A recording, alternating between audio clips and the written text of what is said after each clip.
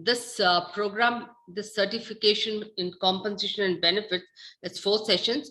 So typically what we are actually going to do is in these 4 sessions, we will look at the entire gamut of compensation and benefits. In this session 1, we will look at what are some of the external factors which are impacting compensation. And we would also then take a look at what are some of the compensation components, and then take you through some amount of this equity theory. So to give you a little bit of an understanding in terms of the external environment, session 1 will be dealing with all the external factors. And then in session 2, that's where we begin to understand, um, you know, a lot of you wanted to know, how do we decide on the right salary? How do we pay X amount of salary for a Y job? So what is the technique, or what is that one can do? So what we typically call it as job evaluation. So we do job evaluation. In fact, we would be doing it practically, and we would be taking you through two very important methods, which are job grading and point method. And somebody talked about, Asif, I think he talked about something that the Hay and the Mercers or the Hewitts which use. So they use the method called point method. Okay, so we would be doing in detail the point method, which you could go back, and then if you are doing something in terms of job evaluation, you could go and do the point method. And then when we are doing the point method, we will also do use of statistical analysis, wherein we will be doing the regression and then design the salary structures. Okay, we will also be learning how to do the salary structures, primarily how to build grades. Then when you talk about pay grades, then we are talking about how to fix min and max for those grades. What should be the overlap of between the grades, and what should be the spread of the grades. So likewise, we would be dealing with all those things, and we would be understanding in detail this job evaluation.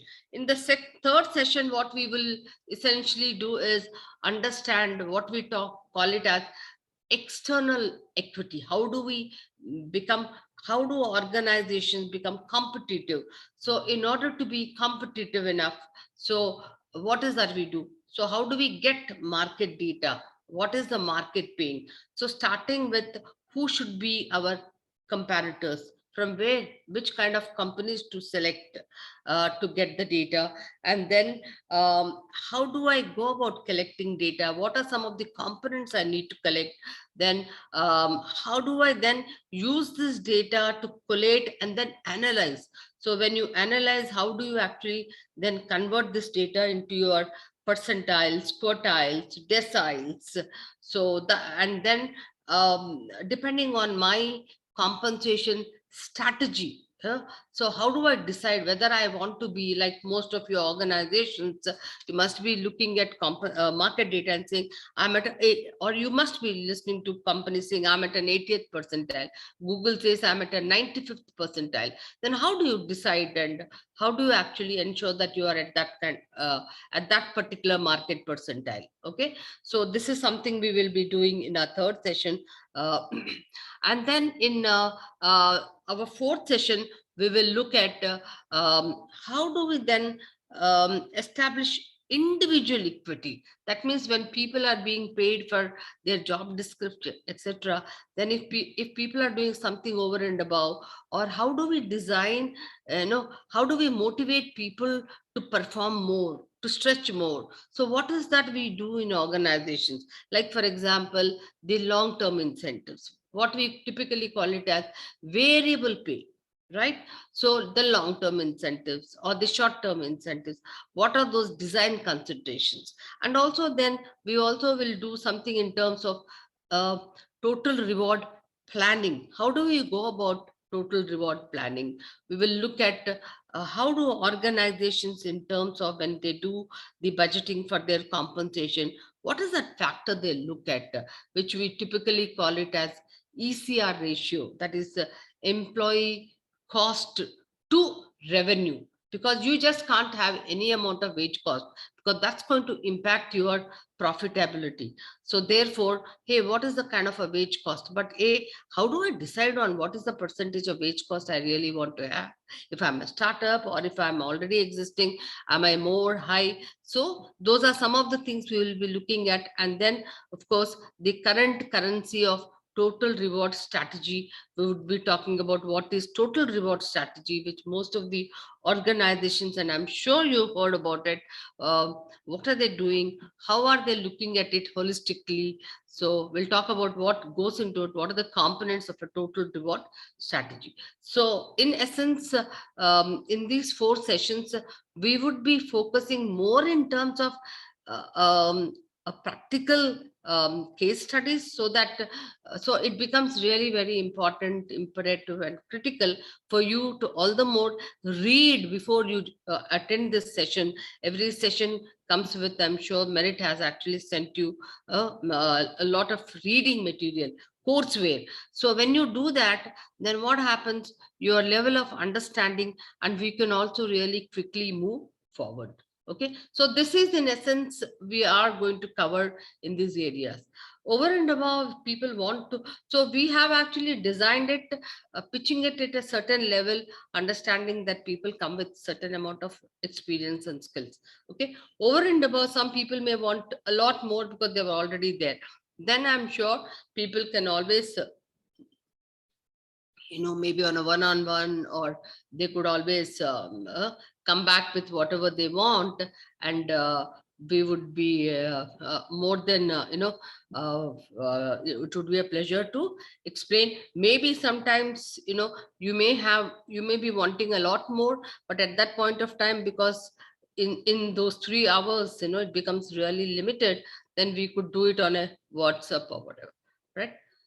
Okay, guys. Then first ground rule is that, yeah. So we would be doing every module. So, once I cover a concept, definitely you could put your questions on chat, or else you could ask me. But while doing the program, what I would recommend generally is to keep all your questions. And the moment I finish something, or when I'm actually asking for participation, because especially since it's a virtual, it becomes very difficult if everybody is talking at the same time. So therefore I recommend that if you have questions, put them in a chat, and we'll definitely do everything whenever we finish one module. Is that fine with you all, guys? Yes, okay. yes. Yeah, and I would also appreciate, at least most of the time, please have your videos on, because that is also kind of an energy for the trainer or the facilitator, because there is, as it is virtual and a technical subject. Yeah, I would also request, please, everybody to, while we are doing, to mute, and then thereafter, yeah, because otherwise there would be a lot of noise around. So, and whenever you have a question, unmute yourself and please feel free to ask questions. Okay, anything else? Nothing, ma'am. All right. Got it. Yeah, is that fine with all of you? Yes, yes, ma'am. All right. Okay. Yeah, in today's session, what we would be covering is, I hope we'll be able to cover all the three. So we would be looking at the external factors which impact compensation. We would be spending about an hour or so with a small uh, activity. Then we would be looking at components of a compensation system and the equity theory, because these actually go a long way into building up a compensation structure, and they also give you the kind of backdrop and set the context for the next 3 sessions. uh, yeah, so I want to ask you all a question, saying that why in today's terms, why is, not only in today's terms, why do you think compensation becomes a very important function in most of the organizations? Why is it so critical? Why do you think compensation becomes really very, very critical? The first thing is the competition in the market. A lot of companies pitching in, like in India, we have so many companies globally coming, and they know that India has got the talent, and they are ready to pay that talent. So because of that, Okay. let's say. Okay. Costs of living also increasing day to day life. Everything is got expanded. Okay. So somebody saying competition. Okay. All right. Yes. So if you have competition, what happens? Then the war for talent To starts. Talent and to retain talent, compensation is important. So what is bothering you here with competition? Somebody said, Dhanashri actually mentioned about it. Dhanashri, feel free. Yeah, the compensation is important to retain the talent and to manage your talent pool here, because so it is not the competition here which is bothering you, but your people, attrition. The outcome of competition, right? Yeah. Because of competition, what happens in your organization is there is high attrition. So that is one reason you say, hey, people are attracting, you want to retain people. So one of the goals of competition, compensation is retention. As an HR head, what does your CEO say? If 30% of attrition is there, say, hey, what is this happening? We are all the time, the hiring and then exiting. So there's so much of wastage of money. So we are only trying to do the processes, and there's not much of productivity, because if there's high attrition, what happens? What is the outcome of high attrition? What's the outcome of high attrition? Productivity goes down. Productivity, yeah. Absolutely. Productivity goes down. Absolutely. Yeah. Productivity becomes low, or and then which impacts, obviously it impacts your profits. Profitability. Yeah. Right? Okay. So that so therefore it becomes really very important for you to retain your people. Then what else? Typically, when we talk about compensation, we are not talking about specifically whether Dhanashri is getting how much or Madhavi is getting how much.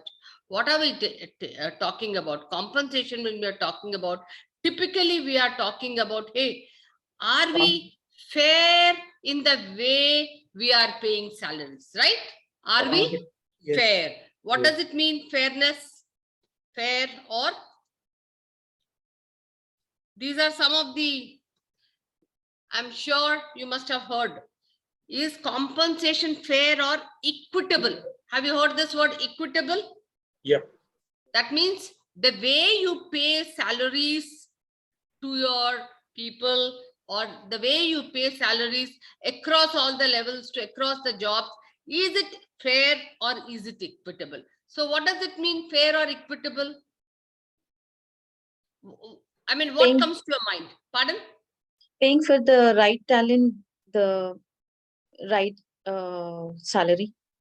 So that means that when I'm paying salaries, Madhavi is working as an HR head, or somebody else is working as an HR manager, are we paying salaries in relation to their effort, in relation to the worth of the jobs? Are we fair? Or are we actually paying, very disproportionately?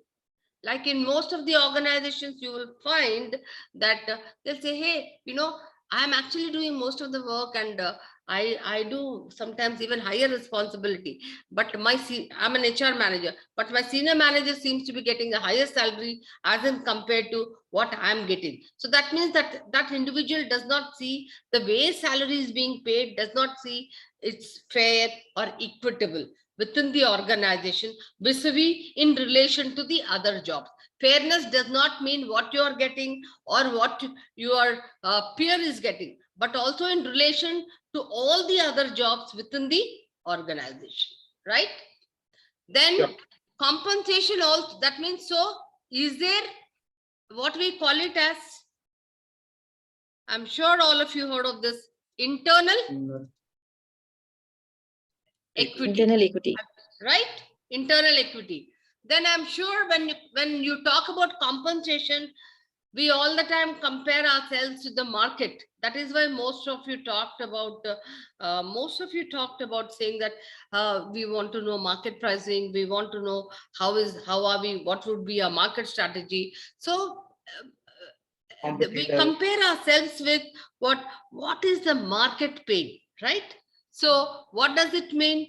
Are we competitive? Right? How competitive are we with respect to that market within which we are comparing ourselves? It doesn't mean that, if market is paying 90, there's a huge difference between what my organization is paying and another X organization is paying.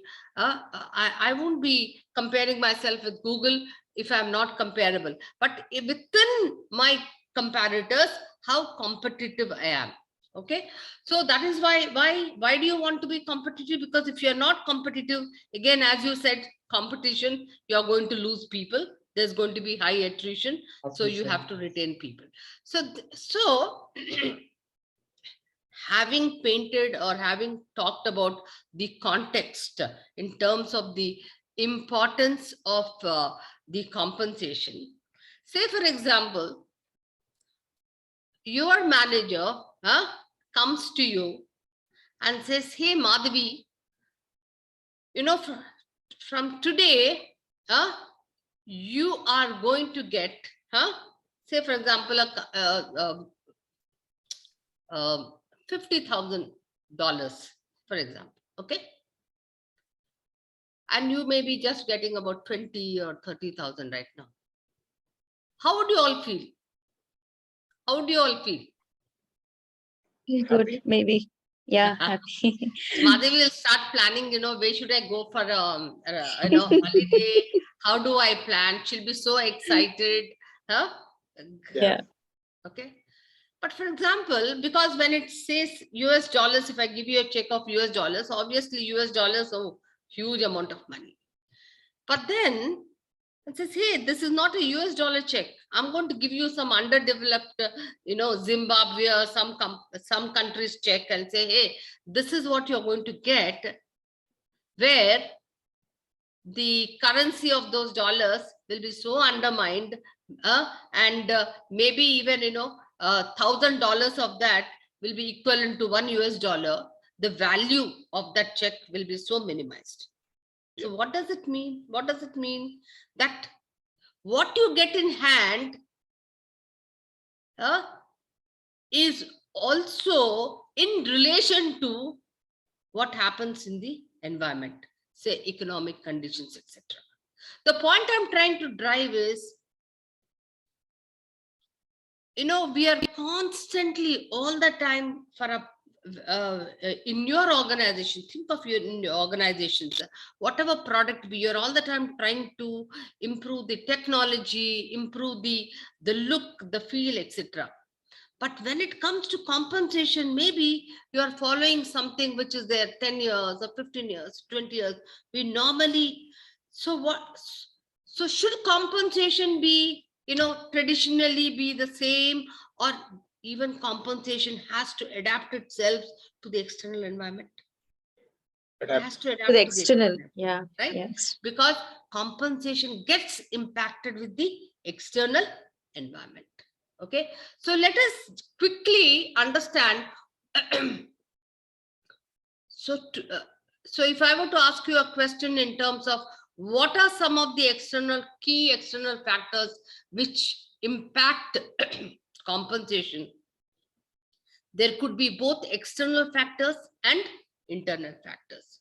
So right now we are not going to talk about internal factors, because internal factors we would be doing in the next 3 sessions. So let us actually focus in this session on external factors. Okay, what could be some of the external factors in your opinion which impact compensation?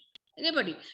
Think of your own organization, think of your own compensation, and tell me what are some of the factors which you think will impact compensation.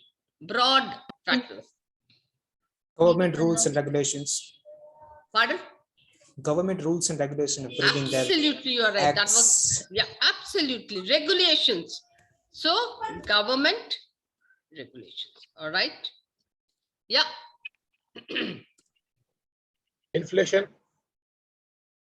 So, can I say economic condition? Huh? Yep. Yeah.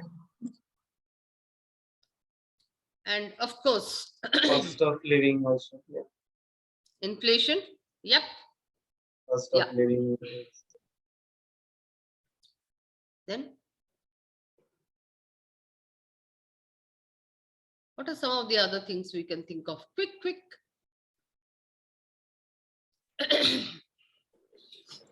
What about technology? Can it impact compensation? Yes, definitely. Okay. Okay.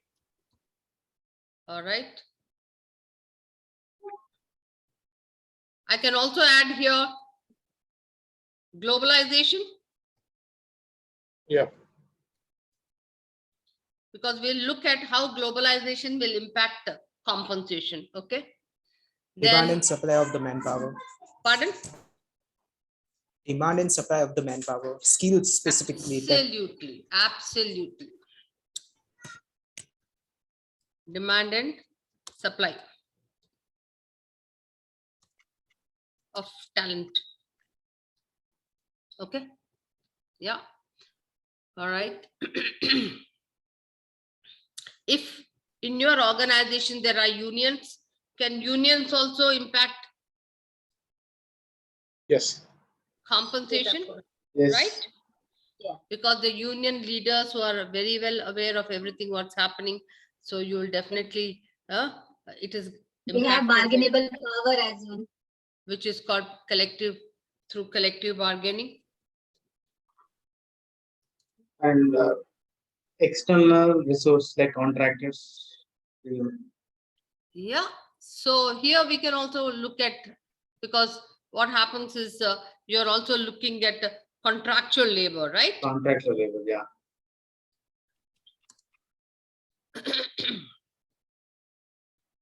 Okay, great. I think a lot of you have really come up with a good list of economic versus government versus. So let us quickly look at what are some of the things we can look at. So yes, some of you talked about regulations, some of you talked about demand and supply of labor, unions, economic conditions. We will also look at demographic and social changes. We'll look, so in fact, prevailing wage levels, globalization, technology and outsourcing, and cross-sector mobility as well. All right. So to Ma'am, begin one with, thing, let us, yeah, yeah. Political environment will be part of this one, government regulations. Yeah, but also, I mean, I would say political also is very, very important, because what happens that sometimes that has a huge impact on compensation, because they start working with the unions and the number of positions you need to really, protect the local kind of recruitment in terms of the talent, and also in terms of fixing wages, etc. Political also makes a lot of importance. Okay. All right. All right. Let me just take you to. So for the purpose of today's session, and we would only be taking some of the external factors which really, make a huge amount of impact. So quickly we'll go through government regulations, and I'm sure most of you are aware of them, and I can see some of you are doing payroll. So let us look at, why do you think we have government regulations? So what is the objective of government regulations? Why does government enforce us to comply with certain regulations? Anybody? If the government regulations were not there, what do you think typically an employer would do? The impact to the business actually, because the license is required for the business. Yeah. So typically what happens if the regulations were not there, the employer has a choice of paying whatever he likes, right? Exploit the labor. Absolutely. So, and he may also like say, okay, fine, you work for a month and I'll give you 2 bags of rice. Yeah. So, the government regulations become very, very important so that they don't exploit. And also discrimination. Right. Okay. So, what are some of the government laws you think are which are very, very important and which you have to comply? You cannot, you have to comply with. Most important. Yeah. Anybody? Leave policy, gratuity. PF. So, payment of wage, minimum Wages. wage, payment of wages. Wages. We can say statutory. Then equal remuneration, Yes. Correct. Minimum wages. ration. Then you have minimum wages.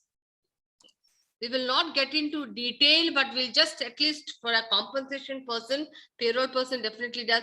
We need to have an Social Security understanding what are is some of the laws. So if you look at, there are certain laws only for wages, right? Yeah. Under the wages bracket, you have certain laws.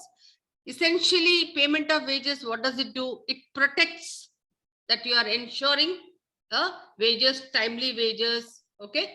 And only in currency, it has to be credited to his bank account, etc. What does Equal Remuneration Act compliance with? Ensures that there is no discrimination, whether it's race, gender, sex, etc. So especially like say, for example, there's a classic case of, I don't know how many of you know, there's this BD worker case. Anybody who's heard of BD worker case? So just to give you a little interesting, there's a classical case called the BD worker case. So especially in Andhra Pradesh, state like Guntur, they make this what they call BDs out of the dried tobacco. It's nothing but BD is a local cigarette. What does it mean? That a dried tobacco leaf, the effort it takes is to just roll it up into a cigarette. Okay. So essentially they would employ male and female workers. The male would get 100 rupees and the female would get 60 rupees. So, but the nature of work was the same. Effort, whether male did it or female did it, it was the same. So why the differentiation, right? So this was then fought as a Supreme Court case, and they were also given areas. So the Equal Remuneration Act says that, if there is the same effort, you need to pay the same salary without making any discrimination between gender or etc. But then when we talk about people working in what I would say, uh, this buildings, contractual labors where women are lifting certain things and men are doing work which needs higher effort. Now, can you say that in the construction sites that the male and the female should be given the same salary? What would be your suggestion? Any one of you? It has in to a be same. construction site, male and female, should they be given same salary? Yeah. Yes. Yes. Provided they are doing the same work with the same effort. Right? You can't say just because they're working in a construction site, the male and the female should be given the same salary, because typically the female workers are just helping, etc. So depending on the effort, so you should be paying. So that's what is the equal remuneration. What is minimum wages? So these are certain laws which hold good globally, okay, because as per the ILO. Now in India, minimum wages is a little complex. How? So there are something like, skilled, semi-skilled, unskilled. Okay. Yes. So there are 3 categories. Then based on the skill, okay. Then every state has a different minimum wage, and then every industry. So there are 3 categories. What is this? One is the skill, the skill part. Then you have Semi-skill. industry, right? And then you have the state. Okay. Now, you also have law, somebody said, for protection as a part of the social security. So what are they? They are the PF. Then Yes, you have gratuity. Gratuity. Then Leave encashment. Yes, yes, yes. then you have ESI. Then you have the health insurance. Yeah. Bonus, statutory bonus. Then you have statutory bonus. Absolutely excellent. So you have health insurance, medical insurance, all which take care of your protection, which are called, can you call them, for social security. Okay. Then you have something, yeah, under the protection you also have pay for time not worked. Like Leaves, sick leaves, casual leaves, or paid leave. so there are leaves which you have to give, right? As per the Yes. Factories Act and as per the Maternity Act, right? You have no what is the choice that you can't give them. Over and above, if you want to give paternity and all that stuff, you can. But there are something as per the laws, you have to give them. Then then you have what you call Holidays, it as we have minimum mandatory holidays. yeah, leaves, national holidays, Holidays, right? yes. Huh? Okay. Oh, sorry.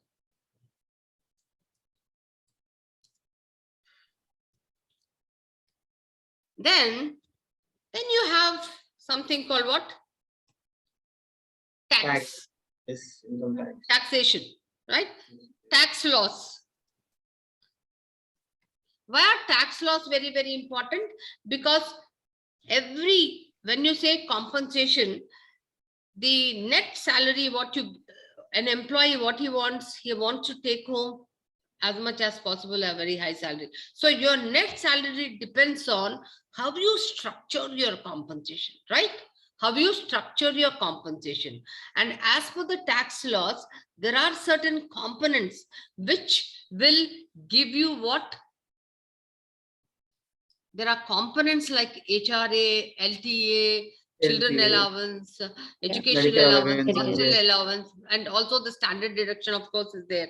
Today, earlier on, we used to have medical and conveyance. So these are some things which will help you to what? Ensure that your tax either is certain components have certain kind of exemptions. So as a compensation person, are you aware of what are those components which exempt you from tax or which reduce your tax, so that when you are establishing the worth of the job and giving him certain amount of base salary, then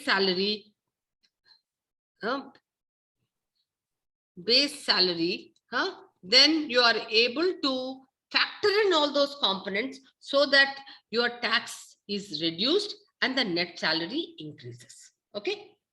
We'll do a little more when we are actually doing at that point of time components, right? Then there is something called, I don't know how many of you are in a manufacturing organization. There is something called what? Apprenticeship Act. Apprenticeship, yes. Manufacturing units are like. What is the help of this Apprenticeship Act? Not only that you have to pay the tax, but you can actually take the what is it? You can get subsidy from the government by using this Apprenticeship Act. Not most of us will think that it's only for the manufacturing organizations. It is not so. Every organization, you at an entry level, you can make use of your Apprenticeship Act and get a subsidy from the government. As we call interns. It only requires you to notify and also to ensure that when you take your entry-level interns, you have to actually then give them that kind of a title, say it could be an apprentice or whatever is defined as per that industry. Then what happened? Maybe 6 months to 1 year, everything, whatever you pay, you get as a subsidy from the government. Okay, guys? Okay. All right. One more So point. this was this was all about the government regulations. Globally, if you are actually wanting to be a compensation expert, even for a global compensation, globally, these are the common laws which exist. Okay, globally. Why? Because they are actually based on the ILO. Okay. All right. So all of them are based on the ILO and they emanate from there. Any questions? This was very, very clear, I'm sure. The laws part, or rather the government regulations. So as I said that just taking you through, we said to disc so that the poor and the marginal are not discriminated, to prevent exploitation, and you ensure that you are giving them adequate living wages. So you have the government laws. Now, most of the countries, like for example, in your courseware, you will have, like for example, this is for India, then you will have for US, also you will have similar laws for wages, for protection, tax, etc. For most of the countries, you will have some kind of laws with regard to wages and also for social security and protection and tax, etc. Okay. Having said that, quickly, not much to talk about with reference to collective bargaining. The only thing I want to emphasize here is that unions also do have a huge impact on compensation. And as a HR head or a compensation and benefit manager, you have to ensure that the salary, the pay differential between a union member and a non-union member is not much. Because whenever you pay a non-union member much lesser salary as in compared to your union member, then what happens for a similar nature of work? That's where the huge conflict comes. A lot of people, when you're doing contractual labor, etc., you tend to pay much lesser salary as in compared to your union member who is also doing the similar work. So therefore, the non-union member gets that pressure or wanting to join the union so that they would also get a similar salary. And if you also notice the curve in terms of the salary curve over a period of time, the union member gets much higher salary, much career progression as in compared to the non-union member. So therefore, we need to ensure, and there are certain cases, I'm sure, in the learning material you have already there, cases like Maruti, etc., wherever they were not ethical and paying a huge difference in pay potential, the HR managers were actually hacked to death as well. There are huge cases. So that's the only thing I want you all to remember when you're talking about unions. Okay. Let us talk about demand and supply of labor. Yes, somebody was mentioning about the demand and supply of labor also has an impact, huge impact on the compensation. Okay. So typically what happens, I require a set of, a kind of talent which has a huge demand. Obviously, I will have to ensure that I pay whatever, if there is a short supply and there's a huge demand, I will have to look into, because typically what happens, then there's a huge drain, there's a huge attrition, and people will keep going to those companies wherein there is high salary. So I need to understand what the prevailing wage levels are and ensure that I pay them appropriately. Okay. Yep. Then somebody was talking about economic conditions. So whenever, say for example, if you are now, what does one do when there are these huge inflations, etc.? What do we do typically to compensate for because what happens, the value of goods and services for an X amount of money with the inflation becomes lesser, right? So what does one do? Like add some extra salary. Hey, so simple. We take into consideration the COLA, right? The inflation hikes. So every year annual increment, it also takes into consideration the inflation also. No, the percentage of inflation has to be factored in. If not, what happens? What will the employee say? Hey, it may be more. Maybe I'm getting an increment, but ultimately, it gets down to like the value because of the inflation. The value is the same or maybe much lesser because the the cost of the goods which I buy is much more than what I'm actually getting. So therefore, when we talk about economic conditions, we have to take into consideration the cost of living, the inflation, and factor in all that. So these become really very, very important. Because of this, our company every 6 months we are increasing cost of living 2.6% of the employees. We are giving increments because of COLA. Simple. For example, who's this? Who was in? I think it was Shekhar. Is it in Visakhapatnam? Yeah. Yes, Srinivas. Srinivas. So he is now posted to Delhi. His location. He has been shifted to Delhi, but he gets the same amount of salary. Then what happens to Srinivas?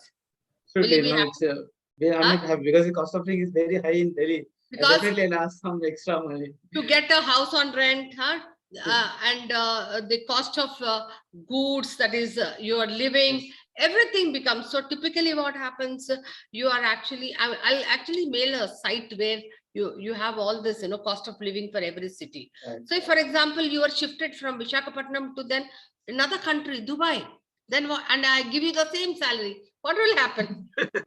It won't buy you anything, right? So what do you think a company like, what do you think a company like, yes. what do you think a company like Shell, is it a global company? Yes. Okay. Now, what do you think a company like Shell, what does it do when it is actually doing a lot of mobility, both not only within a particular country, but also in different geographies and different countries? What do they do then? Companies Any have idea? their own global mobility policies wherein they have their allowances based on the location. Absolutely. As per the global mobility policy, you can't have the same salary. So there is a, you actually work out the job value is one, and you work out the COLA for every country or every location. And as per that, you are going to factor in all those allowances. Okay. Because most of the IT companies are sending to US, they're paying as per the US salary. And also, when we are talking about sociological changes today, as a compensation person, you also need to understand what are the kind of sociological changes which are happening. Yeah. Like, for example, I will just give you this, the gig economy. Today you have all these Amazon delivery partners, you have these, Amazon. Does it have these delivery partners on a full-time basis? No, it has, they are all on a contractual basis. It's a kind of what I would call it as, based on the output. Okay. So you also need to understand, based on the social changes, can I actually then outsource or get into a different kind of,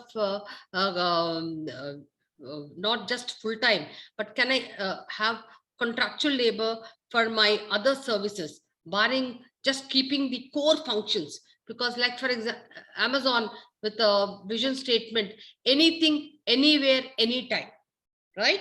So if you notice that these, you actually book something and it comes off within a day, right? So how are they able to do that? They're able to do that because they are able to motivate their delivery partners in such a way that, execution of their orders becomes much, much convenient. And at the same time, they are not paying for, like, you are only utilizing them based on the output, output. You deliver four parcels, and we based on that you actually do the compensation. Even Uber, Ola, today I think most of them are based on this, what I call it as have you seen a donut? It has a hole in the center and it has a cover. But today's businesses are, what are they trying to do? They're keeping the core business and outsourcing or getting into other forms of engagement with the other functions, so that they are able to focus on the core functions. So what I also talk about a blended work style is, today you can have what uh, maybe 4 hours of work and 4 hours of study. Like, people are also getting into um, uh, study while you work. For example, 80% of your workforce are at an entry level, or maybe at just few more years. In a retail industry, what do they do typically? What happens to reduce their attrition? They will get into a retail college, okay? Bring people from from the northeast, etc., and then tie them up for a 3-year or a 2-year kind of a retail degree certificate. So they are able to get their workforce at much lesser cost, and also ensuring that the stay is there for 2 years. Can you tell me of such talent pipeline strategies for other industries, where at a much lesser cost, ensuring that they are able to sustain the compensation, and also they are able to retain their workforce? I gave you an example of retail. Look at hospitals. What do they do for their nurses? Any idea? In hospitals, what do they do? Constantly, there will be attrition of nurses. So what do? They have nursing colleges, right? Correct. So that they are able to get a study talent. They are building talent pipelines. They will have medical colleges, so that they have study talent pipelines of doctors. For example, in hotel industry, you have a study pipeline of different kind of skills and competencies by having hotel I mean hotel colleges, wherein, like, for example, the Oberoi hotels, they were the ones who started first. So likewise, wherever you have, even in manufacturing organizations, what do? They have these skill centers, for which, if they are having a constant demand for such skill sets, they start training them into that, so that they are able to build talent pipelines. So you understand what is talent pipeline? Anybody? Yeah. Have you understood a talent pipeline? That is, Yes. a constant supply of talent is being supplied by Like having skill what? centers, Training. NGO skill Yeah, centers, you can have a skill development center, etc. centers. Wonderful. Yeah. So quickly, I'll just take a minute to go through this globalization technology. Why globalization technology go hand in hand in today's where we are actually looking at the percentage of, that is ECR, employee cost to revenue. That percentage has to be really very less. So we are automating. If you have noticed, the COVID has actually pushed us to automate even functions like HR, right? So when we are able to automate, then we are able to reduce the what count? The manpower count. And not only that, the technology helps us to what happened. Due to globalization, there was always mobility of people. But because of the technology, it has brought in what? Work mobility. I'm sure everybody understands what is work mobility. Work from What is home. work mobility? Working from home. No. Yeah, So, like because of globalization's technology, let me just quickly give you an example. The cost of a software employee in US is how much? Say about, on an average, $70,000. So if I were to move that job from US to India, what happens? I can get anywhere between even 2 lakhs, 3 lakhs, 4 lakhs. Why? Because the kind of number of colleges in every state, engineering colleges are plenty. So there is up to a level. So I can actually then what? Shift jobs from a high cost to a low cost, which is called what? Cost arbitrage, right? What is that? We were doing that only, right? Most of the time. So technology plays a very important role in terms of what reducing a compensation costs. Like if you notice, most of the European countries, or especially European countries where labor is very, very expensive and short of. Yes. So most of the processes, right from, all those services like airports, etc., everything is automated. You have to do everything yourself. Okay. And I think that practice is coming. And a good example is Indigo, which is trying to push people into getting into more, so that they can reduce your head count, right? Just to leave you with this, so when I said, typically what happens, you are able to shift a job from a high cost to a low cost only when it is economically viable. Okay.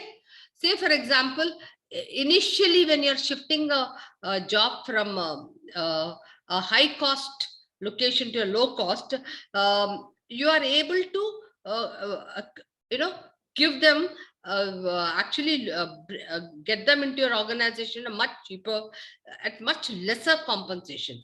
But because more and more companies come up, then what happens, you need to really increase the compensation. But after a while, there is a point where you really cannot increase the compensation, and that's called the economic tripwire. This is called the economic tripwire. This is a point, this is the tipping point where it doesn't really make business sense for you to shift a job from a high cost to a low cost. So typically what happens, software companies, when they're shifting jobs, they look at the economic tripwire in terms of how much do you think is going to be really profitable? Because if it's not going to be profitable, then they're not going to shift those jobs. Yeah. Okay. So we've just completed the first part, which is called, the external factors, taking into consideration just key factors. Of course, somebody talked about political, etc. Those also make an impact, but I thought some of the key ones we could discuss. Okay. Any questions? Because then we will be shifting gears. We'll take a very short break of 10 minutes and shifting gears to another module. Okay. Any questions thus far? Not from me, ma'am. Nothing. So what we can do is quickly take a very small break of 10 minutes. Right now the time is, what's the time? 8:45. Yeah. So who will be my gatekeeper? 10 minutes. So Madhavi will be my gatekeeper. Huh? So back in 10 Sure. minutes. Okay. Sure, ma'am. Yeah. All right. Take care. All right. There is a question here. Let me just see what is the question. Between relocation and mobility. Okay. When we just get back, I'm going to explain it. All right. Okay. Yeah. Okay. Thank you.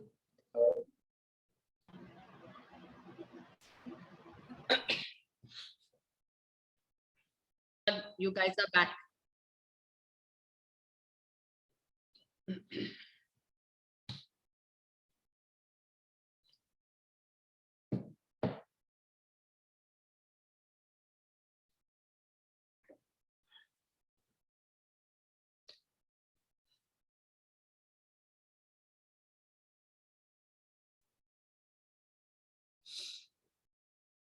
Is everybody back?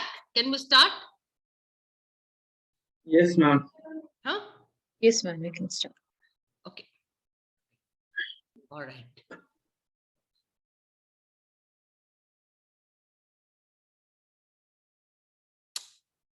Okay.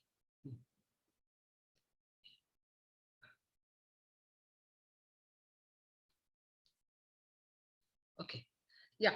So we just covered, welcome back, guys. So we just covered module 1, where we were looking at the key external factors for which impact compensation.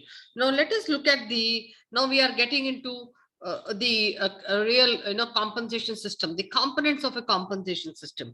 So when we talk about a compensation system, the components of a compensation system, what do I mean by that? So typically, how is the compensation system, looked at?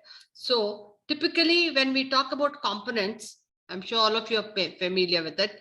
So we have, you get something like a base salary, variable pay, etc.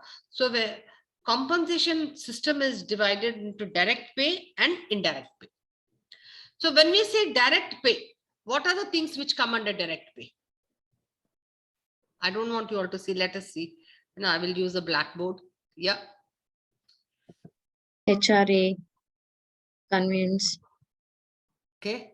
So basic when we basic talk about salary. the so it has direct pay. So what is the difference between direct pay and indirect pay? Let us So understand. direct pay means without any deductions. Indirect pay with deductions, probably.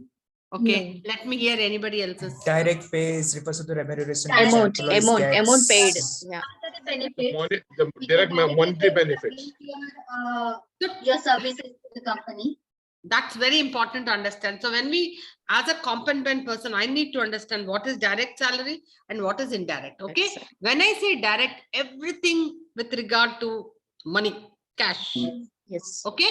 It could be paid immediately, like a month-on-month salary, or it could also be paid in terms of a long-term incentive or a short-term incentive. Okay. Everything related to cash, which is typically called also monetary. Monetary. Yeah. All right. We'll see what they are. So when I talk about direct pay, we talk about base Base salary. salary. Base salary. Okay. Base. Then we also talk about variable. Incentive. Okay. And we also talk about deferred. All right. So let us first stick to direct pay. What is it's cash, everything to do with cash. It is also monetary, okay, which you are getting as of now, or maybe in the next 2 years or 3 years. So because even in indirect, you have something like provident fund gratuity, but that you get it only after retirement. Now let us understand, I said direct pay is under 3 categories: base salary, variable salary, and deferred salary. Now what is base salary? Anything.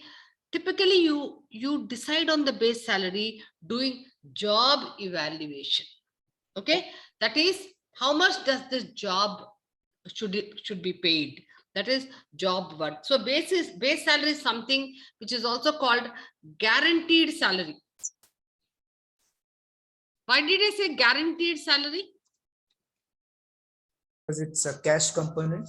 It doesn't come with any contingencies. It doesn't come with anything yes or no and all those, contingencies. The moment you are given an appointment order, it says, hey, you're going to get a salary of, say, for example, 50,000, 60,000 on a month-on-month basis, which is your base salary or guaranteed salary.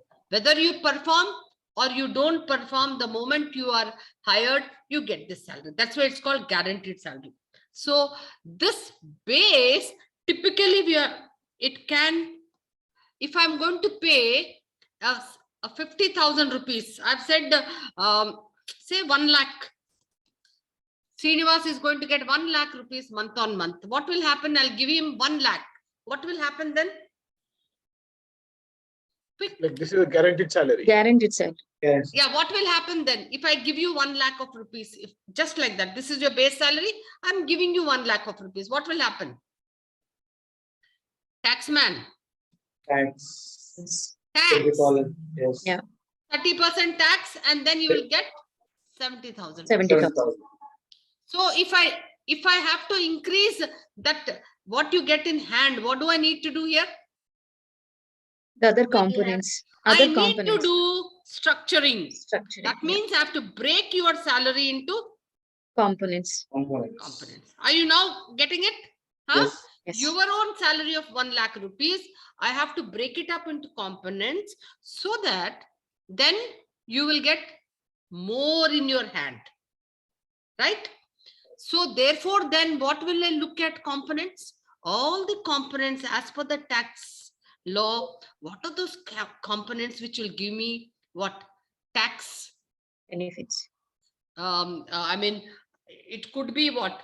When I say tax Non-taxable. components, some of them are fully Taxable. tax exempt. Some will have, maybe, there's a cap. Partially exempt.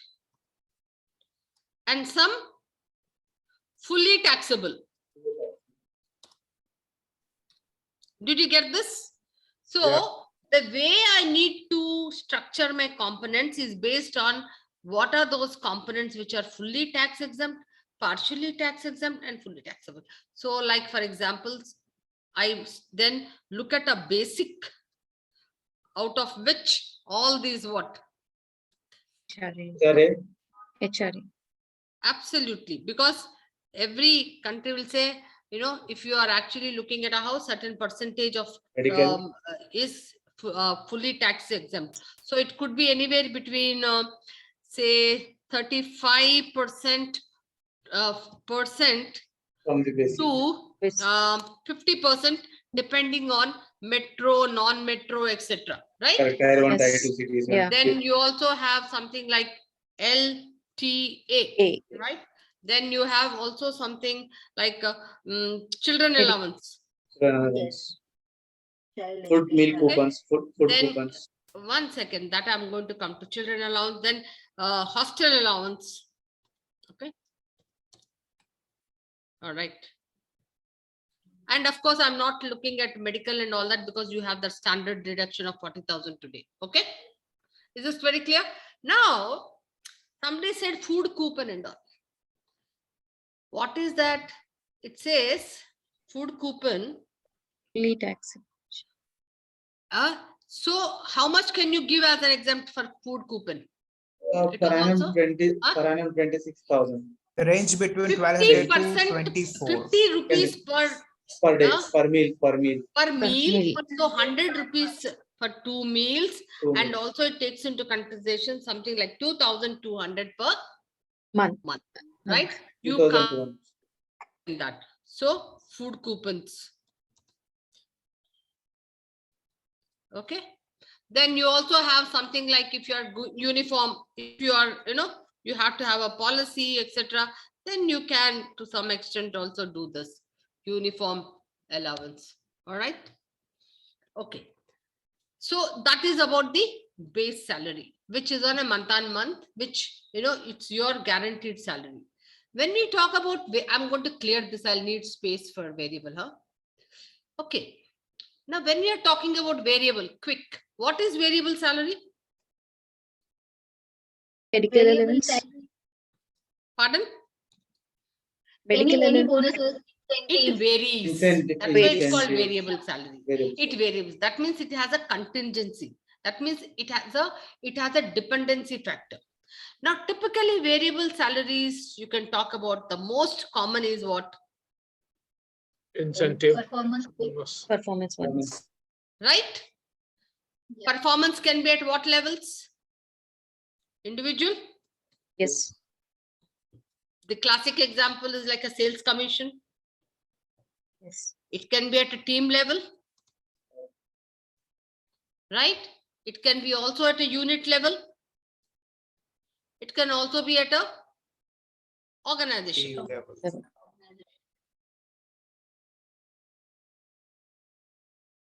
Agreed? Yes.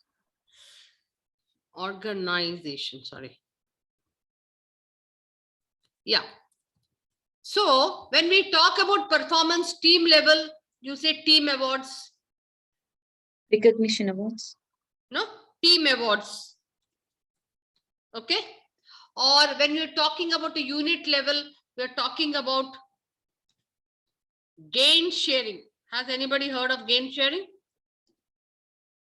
It's a variable Right. salary. And when you talk about organization, Profits. profit sharing. Okay. Now, What is gain sharing? yeah. Now, what is the difference between gain sharing and profit sharing? Gain sharing is like a team award where it is applicable to the entire unit or to entire location. Typically in manufacturing organizations, why do they have it? First of all, you have to understand that when we are talking about variable pay and especially under the category of performance, what is it? Why do you want to give a variable pay? It has certain kind of predetermined metrics. Does it have predetermined metrics? Yeah. Like, for example, it could be in terms of output, increase of output. That is, you can also call it as productivity. More of plant KPIs. Right? It can also be in terms of time frames, within what time. It can also be having a quality. Okay, like for example, a recruiter. So you have something called incentive for a recruiter. You say, okay, 20 hires you have to do within a month, and if you do more than 20, you will get a variable incentive. So this guy goes and does 25 quickly because he has to get an incentive. But after 3 months, 50% of them attrite. So what happens? I've not actually set a kind of a criteria. So very, very important when I'm doing a variable salary, that means I'm going to give you extra salary. I have to do predetermined. Why am I giving that? What is the intent? So I have to list down for any incentive scheme, whether it is at an individual level, whether it is at a team level or organization. What are the important things? It could be productivity, it could be time, it could be quality, etc. Now somebody asked me, what is gain sharing? Yeah. Gain sharing is an incentive plan for the entire unit or for the entire location. Why? They want to encourage collaboration, increase productivity at the location, reduce rework, reduce, increase the quality and speed. So they will have certain 4 or 5 parameters set, and anything which is over and above that, then they could share it. The gains of that is shared month on month to all the employees of the location or unit. Is that very clear? It's a variable pay. So why is it variable? This month you could get certain amount, next month you could get a higher amount, another month you could get no amount. It depends on your performance. So why most of the organizations are pushing pay for performance or wanting to make performance driven organizations? Because there, that base salary, that guaranteed salary is not there, right? You pay, you produce more and you get more. You don't produce, you don't get. Why do you think this pay for performance is very important? What happens if I don't have a variable pay plan like this in my organization? Tell me. There will not be motivation. You don't have much time. Yeah. Yeah. To motivate the employees, to give the... Okay, to motivate employees. But if you have to be very specific, I'll give you an example. Say Srinivas in this organization has, say, 500 people. And month on month, if he's a payroll guy, he will know how much of salary he's spending, okay? For his fixed salary, all right? Now, they may be 400 people are demotivated, underperforming. How do I ensure that I get the best and my top performers stretch more? Why should they will say, hey, what is in it for me? Expectation theory. I will work, but what is in it for me? If I work more, Madhavi makes only 100 units, but Kishan makes 150 units. So today, this month, I'm making 150 units, but still I get the salary as much as being paid for Madhavi. The next month, I'll say, hey, why should I also do this? I'm getting the same salary. So I might as well not do anything more than that. What is expected, I would do. So in order for the top performers to stretch more, and what happens top performance, then they'll say, hey, I'm not really making any money. So let me actually go to another organizations where I can make money. So in order to retain them, motivate them, ensure that they can stretch more, you need to have what? Variable pay for performance plans, either at an individual level or at a group level, depending on the nature of work. Depending on the nature of work. Like in construction sites, you may say gain sharing. So now gain sharing, you may ask me a question saying that everybody gets the same amount, but my nature of work, my effort is more, and somebody else's is less. No. So there is also, when you design a 60-40, 80-20, depending on the kind of contribution. Okay. Now, what is the difference between gain sharing and profit sharing? Anybody quick response you want to give me? Organization, like it's a organization level. Let's say, a company would have 5 different units in different states, but Yeah. altogether performance. So profit sharing is what it happens after your books are actually, you get your profits before tax. So I have made so much of profit. Then it's, hey, 10% of this, I want to share it across all my employees at all levels at a certain percentage of their base. Okay. So profit sharing is different. Gain sharing is more operational, directly related to the productivity. Profit sharing is something which comes at the end of the year after you have actually made certain profits. Very clear, guys? The only disadvantage in a variable pay is that if you don't perform to the predetermined metrics, then you may not get any, variable pay. So you have to have clarity in terms of what are those things you have actually listed out. What are those metrics for which you really want them to perform? Like, for example, piecemeal. Have you heard of piece rate? In manufacturing organizations, there are a number of pieces you need to manufacture. So how do you design an incentive plan saying that on an average, so many, maybe 100 units or 200 units a worker can make? So over and above that, if you make, you will get, for every piece you make extra, you will get money. But if I'm not going to again, qualify that it has to be of certain quality, it has to be within such a time, etc. Then what happens? Just like a recruiter example I gave you, then you can make only numbers, but they are not up to the quality. Okay. So this is one is for performance.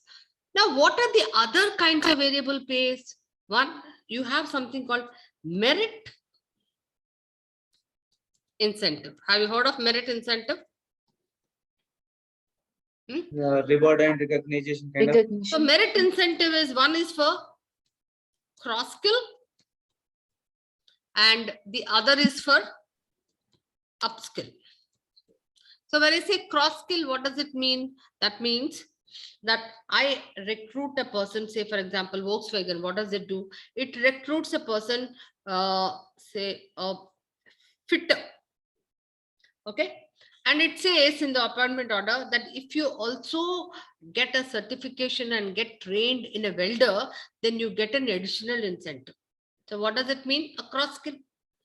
So they have to go get trained. Then there is also the academy which will test them. And then once they are certified, they can go to the payroll and say, hey, I have acquired this welding skill now, so you give me an additional incentive. Now, what is the advantage? What is the advantage? A, helps you during absenteeism, helps you during turnover. You don't have to recruit for every skill and every employee. You can actually have, fewer numbers with multi skills and rotate them. Okay. And also, say for example, there is a talent and demand supply, in the sense that your welders in the market are very expensive. So what can I do? I will shift people, whomever has been trained, to welder and then create a talent pipeline. So if you notice, in most of the organizations, they try to create around the jobs, what are the other skills one can have, and they try to incentivize by motivating them and to get more number of skills. Okay. Like for example, a coder can also get what? Quality certification, so that he can be a coder as well, and also quality certification. I can rotate them then. Okay. What is upskill? I'll give you an example. What is upskill? Say for example, bank, I am recruiting people BCom as an account executives. Okay. I tell them, hey, in the next 3 years, or I have a career progression plan in 5 years. If you become a fully qualified chartered accountant, then you get promoted to manager accounts. Okay. So what is the path? They have to do CA IIB1, and then again, chartered accountancy 2.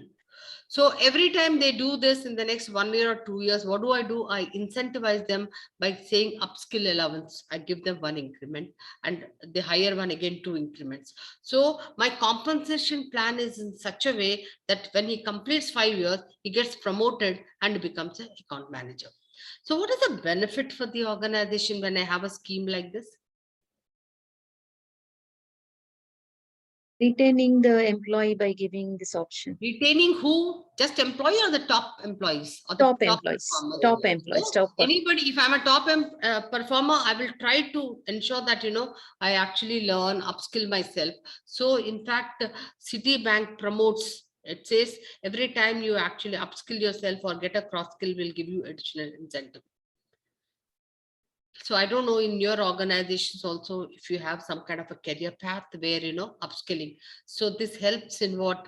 Not all the time hiring and attracting people, but promotes internal growth by ensuring that there is a retention plan, at least for you. So, I mean, that is called IJP's internal job positions we are doing. Yeah, absolutely. So especially how do you retain your top performers? So you should definitely have your upskill plans so that I can retain and have an internal growth. Not all the time buy and build model. It is called buy and build model, which becomes very cost effective. Okay. Then the other one is called hardship.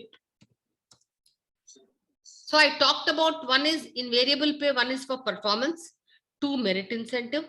The third one is hardship. This is one. Okay. Okay. This is 2. The third is hardship. What is hardship? Give you another very interesting example. Okay. There are 2 payroll guys in a payroll department. One payroll guy, every month he has to get the cash, travel 50 miles, go and disperse the cash in a remote center, remote location, and come back. Okay, but the salary I give to this payroll, 2 payroll guys is the same. What will happen after some time? This guy will say, why should I go that far? I'm not getting anything. This is over and above my job description. No? So therefore, you have to identify if you are doing over and above what is required, then there is certain kind of a hardship. So you need to pay some amount. Can you identify some of the hardship allowances? Yes, we have identified actually. We are paying actually, which is called extra allowances. Night During shift, the pan, right? yeah, Night shift allowance night shift or overtime. Overtime. It is a different matter how you have predetermined what are those metrics you have put on overtime. Transport if allowance only is for called. number of hours, then he will say, okay, my work actually starts after 5 o'clock because I'm going to get overtime, right? Yeah. Even holiday allowance also. If you come on a holiday, then you get 2 days of leave. 2 days of leave. And especially on a national day, if you come and work, then you get 2 days of leave. Okay. Then I belongs to manufacturing in a company, bank, you glass have teller allowance. Yeah, somebody was saying something. Teller allowance. Have you heard of teller allowance? Oh. In a bank, the cashier, whoever sits, he gets a, teller allowance. What are the other, anything in your organization? Travel allowance. Travel allowance. If you are like, for example, the sales guys travel, okay, travel allowance, all right. Travel allowance is also like a reimbursement. It doesn't come as every month, right? Every month, yeah. You don't give him a amount. You will say, okay, please, what is it? Submit your travel the bills against which, because that is actually what it comes under reimbursement, so that it is for the purpose of organization that you are traveling. Like for example, all those here I would internet like to allowance, or today you are also getting some amount of office allowance because you are for your furniture, etc. in the at home. If you have to create a mini office, all these are reimbursement allowances, or your hotel stay allowances. Okay, hardship is something you are doing over and above what you are supposed to do as per your job description. But why do you think they should be given as allowances and not as put into their base salary? Tax. Because it is not like particular direct. It may vary actually. It is not of a permanent nature, Permanent rate. Yeah. right? Today he might be working for a night shift for 3 months, but tomorrow again I'll shift him to, then if I factor it in the base salary, then it becomes a permanent salary, increasing my compensation cost. Got it? Like, for example, there is rig allowance, there is a deputation allowance, there is a remote hazardous, you are shifting him to another hazard place, so you also have that risk allowance, etc. Oh, somebody was talking about, I don't know who's that person, mobility and relocation, right? Somebody made in the chat, there was a question, mobility and relocation. So Yes, who's ma'am. that person who wants clarity on that? Yes, ma'am. Kishan here. I just want some basic clarity on that. See, typically when you talk about relocation or mobility, what does it mean? That means you are relocating a person. It could be within the domestic relocation, or it could be global relocation. Relocation. Typically today, what you call it as global mobility. Okay. So when you are shifting a person from one location to another, but in the same job, you need to take into consideration, again, there is actually a mobility policy where, there are a list of things, because you need to make him comfortable. It is house, it is, what is it? I mean, if you have children, so there are a list of things under the mobility policy, what you need to take into consideration to make him really feel comfortable. So these are some things. In fact, today in most of the organizations under the HR, you also have a mobility HR manager who takes care of all these relocation things, and also get certain amount of allowances, because this is towards, again, it's a variable towards some kind of an adjustment. And if it is a temporary relocation, obviously, this all comes under variable salary then, because he might be again coming back. But if it is a permanent, then the nature of changes are different, in terms of, because you can't keep a person most of the time temporary. So you need to consider, first of all, whether this relocation is just temporary or permanent. Okay, and especially if it is global mobility, then you need to get into all those immigration and the other visa problems which come into play. Okay, guys? Thank you, ma'am. Thank you. Yeah. So, hardship. The last one, fourth. We talk about under variable salary, something called what? Hot skill allowance. Has anybody heard of hot skill allowance? Very much applicable to technology organizations, etc. This is also called market linked what?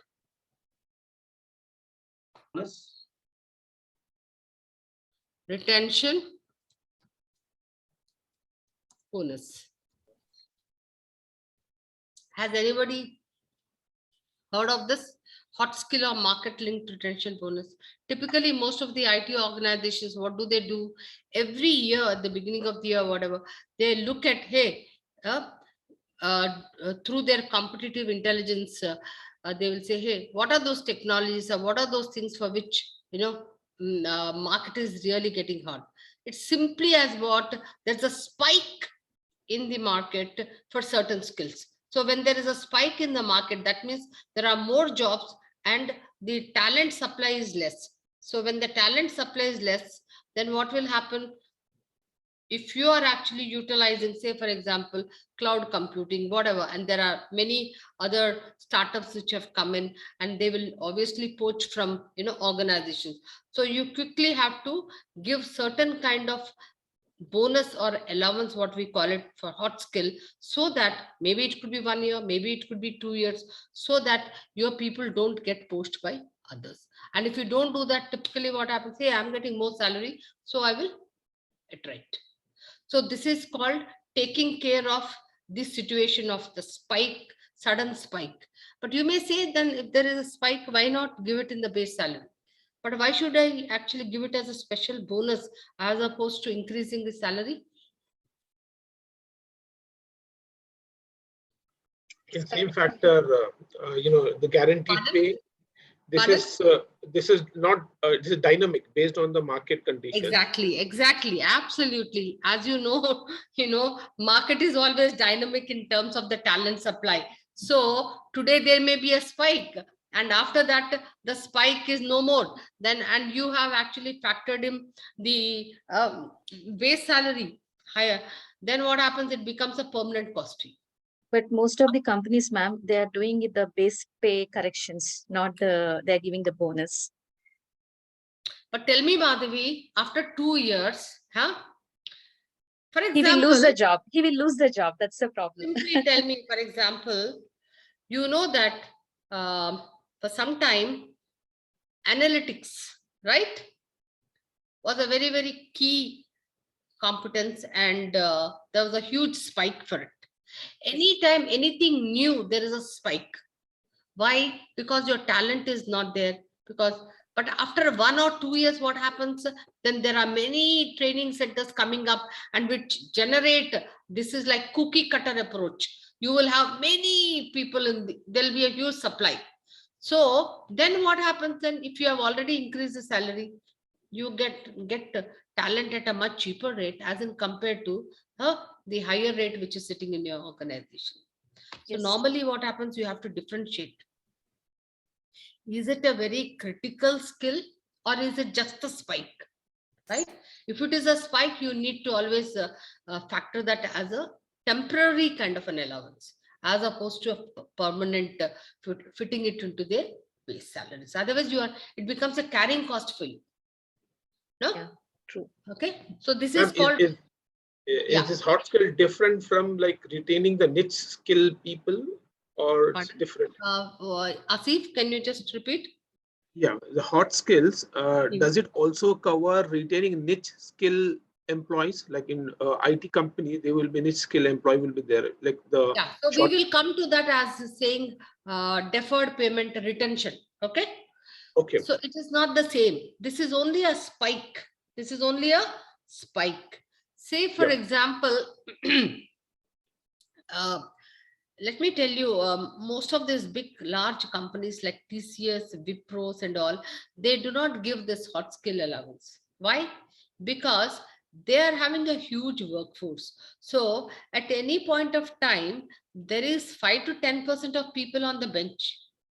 When I say bench, what does it mean? That means they have completed certain projects and now they are waiting to be allotted to certain projects. Got it?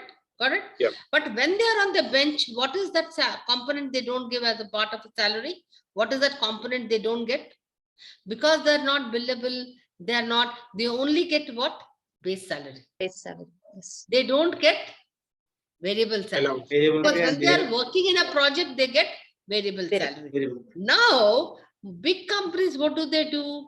To motivate them and to retain them, they start giving them training in their future skills, because in their project management, the HR gets an understanding of next 3 months, 6 months, these are the projects coming, these are the skills we want. So they constantly do training. So if you notice, people on the bench are also kept busy in terms of upskilling themselves.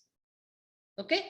So as soon projects then keep coming, so they always have a set of skills, they don't have to go and buy them in the market at a higher cost. Okay. Also, they found that they did have this hot skill, but they felt that people, like you asked me, Asif, they said, hey, but my skill is also very critical. Then why am I not getting a hot skill allowance? Got it? So in order to ensure that, so people do not get any hot skill there in large organizations.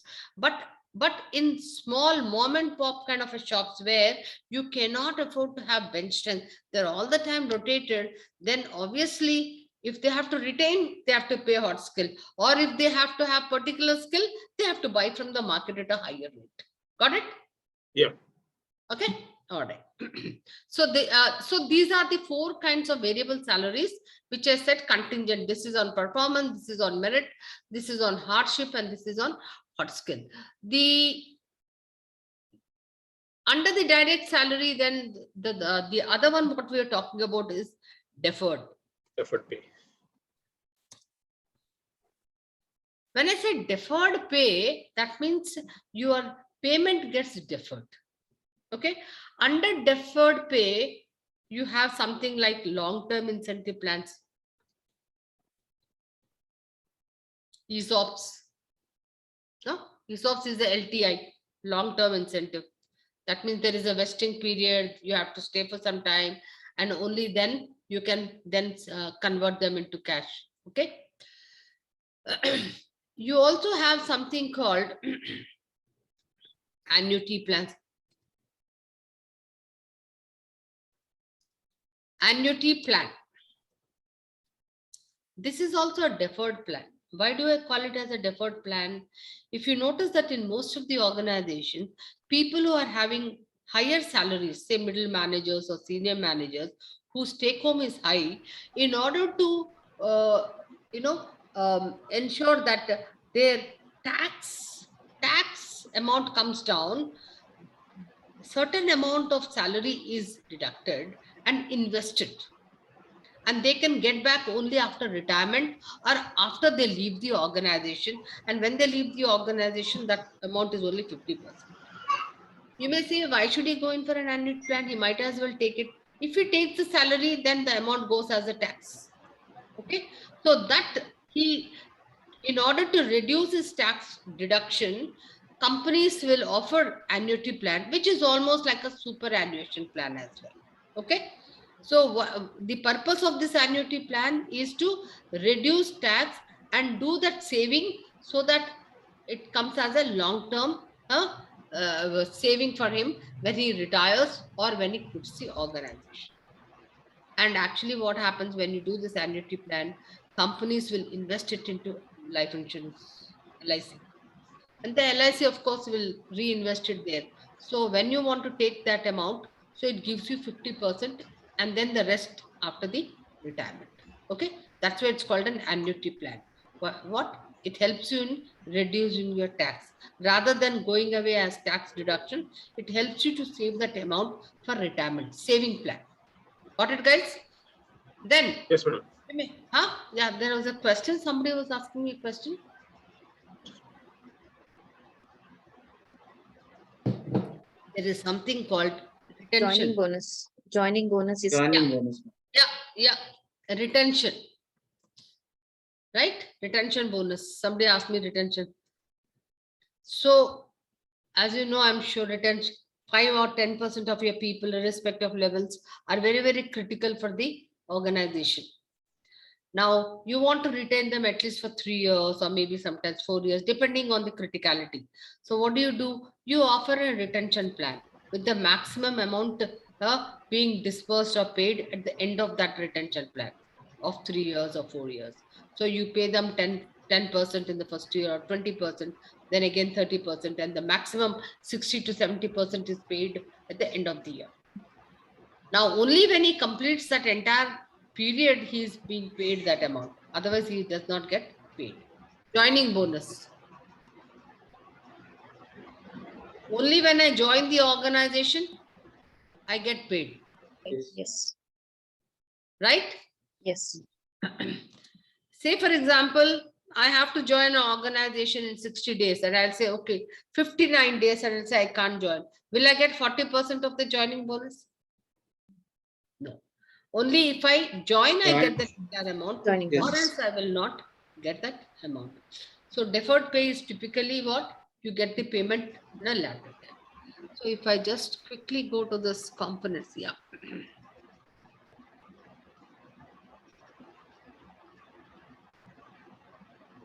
Okay. So we talked about what? Base salary, variable salary, and deferred pay. Any questions here, guys, before we move into quickly the indirect pay? Any questions here? No questions. No. Okay. No. Yeah. So Then we are talking about indirect pay. As I said, indirect pay is non-monetary. Okay. Or if you get salary, it is paid after you retire.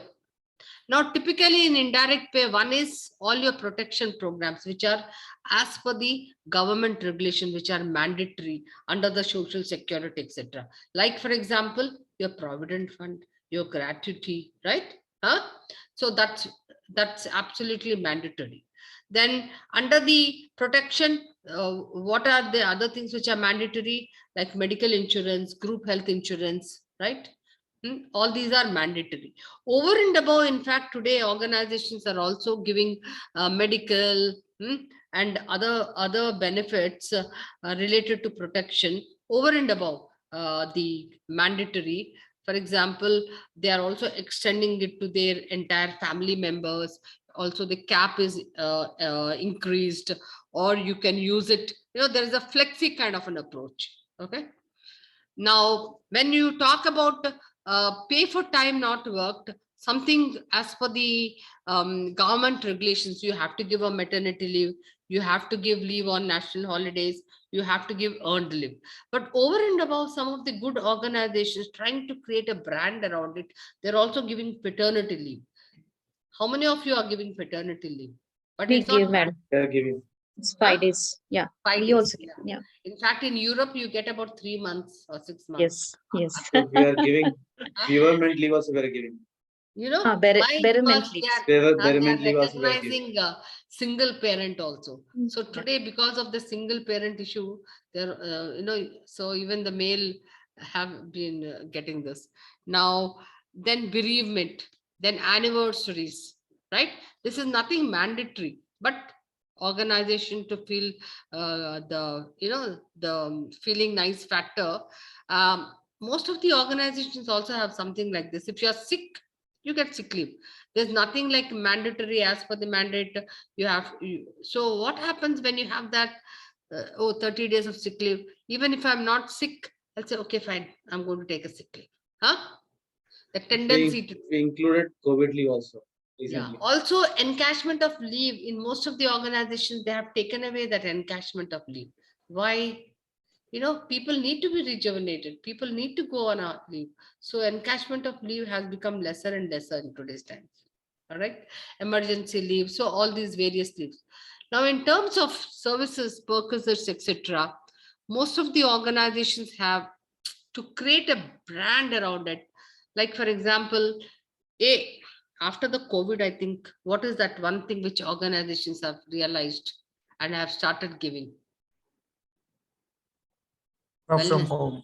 Work model has been changed. Wellness, right? Wellness. Yeah. Wellness has become very, very important. Very.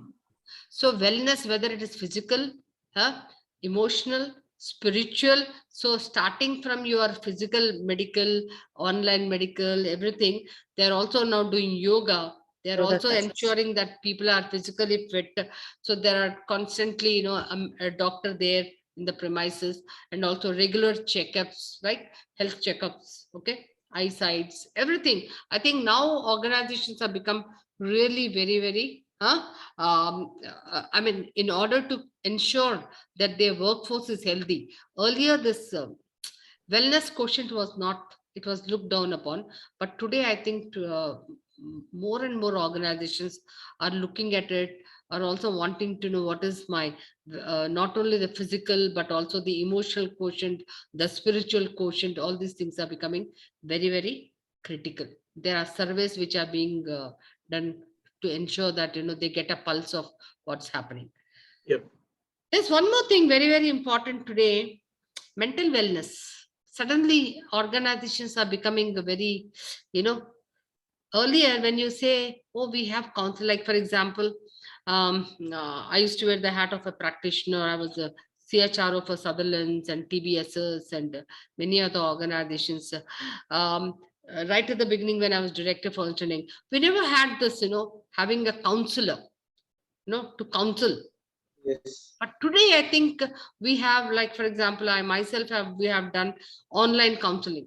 People who want, there is a need for that, I think, growing need. And Yes, we we also did. give We are doing it.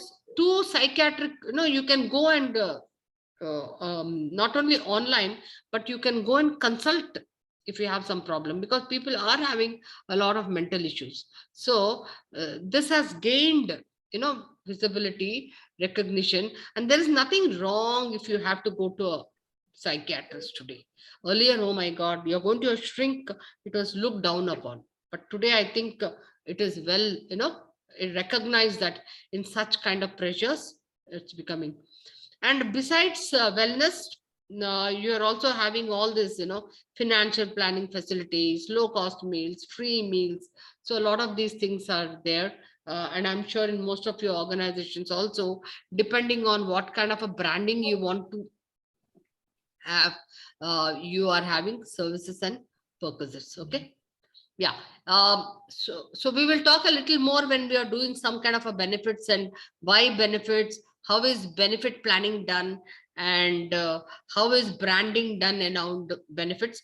We'll do in one of the sessions. Okay. Any questions?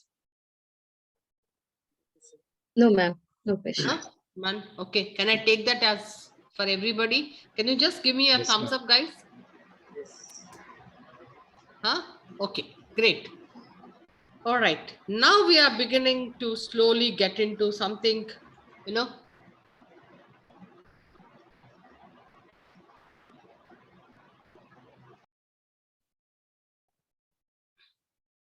yeah. So entire compensation is based on what we are going to talk about is called equity theory. Okay. We're going to talk about something called the equity theory, on which their entire compensation is based on. When, this Adam Smith, who was a great philosopher and also a psychologist, he said people are motivated. People are motivated to work when, like, for example, in an organization, what motivates you to work? When are you motivated? When are you happy to work? When the effort you bring in is commensurate or equal to the what? Benefits or the salary or the recognition you get, right? Yes. So what did Adam Smith say? That he said that, people are motivated when they see that their inputs are equal to output. When I say input, what does it mean? The work, See, the delivery of work. every employee, when he comes to the organization, when he works, he brings certain amount of experience, certain amount of education, competencies, he gives us time, he gives us everything. Okay. Now, so what happens when I give all these inputs? I get certain things. What is that? You can call it as an outcome. What is that? I get pay, I get certain benefits, I get some training, I get some recognition. So all these things. So what am I doing? Whether it is Madhavi or Dipesh or Srinivas. So you're always comparing what? The input versus the output. So look at it like this. If it's a balance, okay, I can go back to 1 second now. Just move 1 second. Yeah, somebody has put something in the chat. I will have a look at it.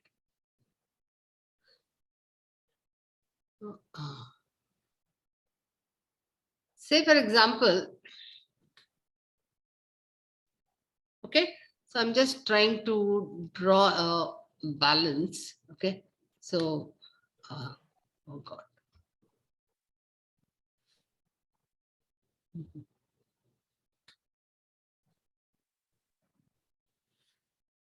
Okay. Oi. Oh, eraser. Sorry. Yeah. It's a better thing. Okay. So I'm just drawing a balance. So this is my input. Okay. And say, for example, this is my output. All right. So input and this is output. And this is, I can put a thing like this, that it's equal, right? EQUAL. So in this balance, your input is equal to output. So how will you feel, Srinivas? Whatever you give your input is equal to output. So will you be happy, motivated? Yes. Yes, because Yes. whatever amount you are putting is equal to this. But say, for example, if your input is here and oh, sorry. Okay, and your output is here. I mean, what the organization is giving you here. How will you feel now? Not happy. You will feel very unhappy. Unhappy. Okay? Absolutely. You will feel very unhappy. Okay. Will Madhavi also feel unhappy, or she'll feel it's okay? Huh? You may work for a month. After 2 months, 3 months, you slowly begin to get demotivated. But what if I want to give here? Madhavi, how will you feel? Your input is there and your output is here. More than, huh? Yes. What will you do? Say, for example, your input is low and your output is very high. What will you do as a person? Definitely, I think because You'll come early, you'll yes, go late, late, you'll put in more work more because you work, want to compensate but the higher salary. salary. But how Yes. will you know whether this input is equal to output, or whether this input is, lower than the output, or the input is higher than the output? So how will you know? How will you know that the input is higher, lower? Because of the performance, the ratings. Yeah, Is that so? definitely the performance, and we can feel so what I'm giving to the That company great- and what. Yes. So the way you know is you are always comparing. That's how you will know that Yes. I'm getting less. Say, for example, Deepesh is an HR manager. He will say, I'm getting 10 lakhs, but you see in the market, I'm getting that same job, they're getting 15 lakhs. Right? He will not know by absolute terms. Only when he compares, he will know. So what do people do? Adam Smith says that people are motivated. Step 1, when input is equal to output. Step 1. Okay. But how will they know input is equal to output? Only when they compare themselves. Okay. I will know only when I compare myself that my input is low or high. I'm comparing. And with whom will I compare? I will compare within the organization with other people who are getting salaries. B, I will compare with outside people, that is external matter. And C, I will also say sometimes, hey, within 2 people doing the same job. Are you getting me now? So either I can compare myself with the rest of the people in the organization, say, hey, my reward, that means what I get versus my input, is equal to others' reward versus input. Are you getting me? Then Yes. what happens? It is fair. For example, in the organization, Srinivas says, I'm actually working in this as a HR head. So what I get, my reward or my output versus the input is equal to somebody else's reward versus their input. Then I'm happy because fair. People are being fair. In relation, I'm always in relation to the other jobs, in relation to the other people, what they are. So I'm comparing within the organization. So it's fair. Or my effort, my reward versus my input versus somebody outside the market. That is, I'm comparing myself, as I said, to the market. Other person who's doing the same job but is getting more. Okay, equal. Then I'm very happy. That means it's equitable. But when it is less, what is the sign? When I see less, then it is inequity. So when it is like this, what will I do, Madhavi? I'll be very happy. I'm working, I'm engaged. There is productivity. But when it is like this, when the state is like this, what will I do? Asif, what will I do? Or Dhaneshri? You look, I'll look out for a job. Yeah. Yeah. Say, for example, there are 500 people and 400 people are in the state where that means not happy and they feel inequitable. Then what is happening? You are paying, your payroll cost is the same, X amount, but your productivity is going in the minus. Why? People are all the time coming, but their mind is not on the job. They are actually looking for, okay, fine, where are the jobs? I'll look at, I'm only saying, okay, when I get an opportunity, I'm going to job. Yeah, So, correct. is it very, very important that that I have to ensure that through these compensation surveys or employee satisfaction surveys, that I ensure that people are seeing. That's why if you notice in an engagement survey or a employee satisfaction survey, there is one part where you talk about, I'm very clear about my job, I'm very clear about my goals, I'm very happy with my compensation, right? Why are you asking those questions? You want to get a pulse of, are people seeing that the way they are being paid equitable or inequitable? No? Yes. So based on that, so this is called. So typically when I see that there is a inequity, then I will start, either I'll ask for a raise or I'll start working, very rare that I'll start working hard, but typically what I will do, I'll try to ensure that, I get the best option of moving out. Okay. So when I look at internally, that is called internal equity. You heard this word called internal equity? That is when people are comparing themselves within the organization to what they get in relation to the other jobs, then it is called internal equity. So it's very, very important for a competent person or for an HR head to ensure that there is fairness in the way you pay people salaries within the organization, which is called internal equity. And all of you as competent when you wanted to know internal equity. Now, external equity is that, am I paying, in comparison to the market? Am I competitive enough? Huh? So only when I know what the market is paying, I will know. Because if you don't know what the market is paying, what happens? Then you are looking at it in terms of absolute salary. Say, for example, Dhaneshwar is getting 10 lakhs, but she does not know what the market is paying for a similar job outside. Then will she be able to say it's high or low? Dhaneshwar, will you be able to say high or low? No. Why? Because you are absolute amount, 10 lakhs. I want another comparable thing to say whether I'm high or low. Comparative. When So I that's don't how- know the market, I cannot say whether it is. Yeah. So therefore, so it's very, very important to know as an organization, what is that market is paying? Because I may be paying actually more, throwing more on the table, right?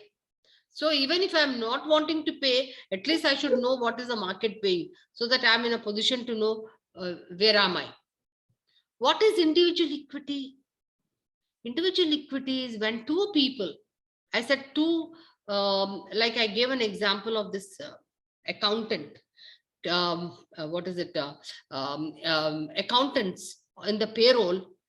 One is doing his own job, but the other guy is going out, taking out cash, which is risky, traveling 50 kilometers. He's going some hardship. What is that over and above my job? Over and above my job description, I'm getting, right? So how do I make those two employees equitable? Working for something extra. So I get something extra. So that is why we talked about, when we are talking about individual equity, we talk about variable pay. It could be for performance, it could be for merit, it could be for hardship, it could be for hot skills. Are you understanding? Equities, Yes. 3 kinds of equities. So the entire compensation and benefits is all based on establishing internal equity, external equity, and individual equity. Right? Okay. Now, before I ask you all to do a small exercise, I just want to explain one more thing, which is very, very important. One question. Yeah, let me Right, just so see the chat if you don't mind. Joining bonus is coming under deferred pay. Yeah. That is Actually, clear, the actually. joining bonus comes under deferred pay, guys. Okay. Let me just clear. Yeah. Okay. Somebody was wanting to ask a question. Yeah, regarding internal equity, so would it be right to say it is like a comparison between HR manager and finance manager within the organization? Absolutely. Like two different. Absolutely. What And I said was that how are you paying to different jobs within the organization? In relation to other jobs, how is one job getting paid? Are you getting me? right, right. So therefore, we will, in fact, that is a major, which we call it as job evaluation, which I'll explain to you slowly. For example, if you are having an HR manager, if you are having a CFO, and if you are having a CHRO, why does CHRO get higher salary? Or why does CFO get X amount of salary? How are you establishing equity within these three jobs? Why is X job getting more and why is Y job getting lesser? What is the criteria of that? Are you getting me? Yeah. So that is called establishing internal equity. And we do that through job evaluation, evaluating the job. That means, what is this job worth and how much should I be paying? Are you clear, Asif? Yes, madam. And the individual equity is all about, let's say, HR department has two HR managers, like that, right? So individual equity is all about variable pay. Means, supposing you as an HR manager, you are looking after three jobs, okay? Three functions. But there's another title HR job, but that guy is looking after 4 or 5 odd things extra. Okay. Okay. And but the job description for both of you is the same. So what is that over and above that person gets? Correct. How do you maintain equity between these two people who are actually having the same title, but one is doing much more than the other? Got it. Okay. Yeah. That's called individual equity. Equity. How do you maintain, like for example, receptionists, like for example, payroll guys, like for example, there's an HR guy who's also doing payroll. So what is in it for me if I'm doing additional work? No, otherwise Yes. I can do just my job description only. Okay. Correct. All right. So after having talked about the variable pay, can I actually design variable pay for all jobs? Is it possible? In an organization, typically, Okay. there is Yes. always this conflict saying that Conflict. hey, Right. there is no scope for variation, the HR job, the finance jobs. Why should we have a higher percentage of variable salary? Or, so typically there is always this for variable pay. Why should we be having higher percentage? So the fundamental principle behind variable pay is there is something very, very important with respect to pay for performance, that you can design a variable pay only when there is something called performance, what we call it as elasticity. Okay. Now, when I say performance elasticity, let me give you an example. There is a grocery store. What is it? Grocery store.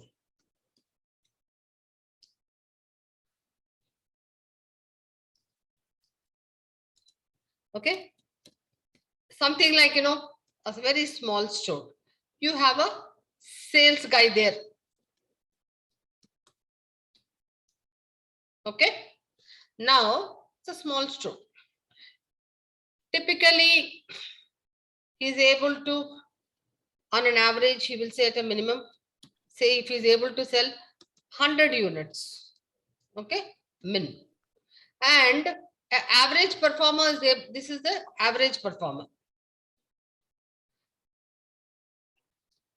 What does it mean? That sales guy, he can sell 100 units.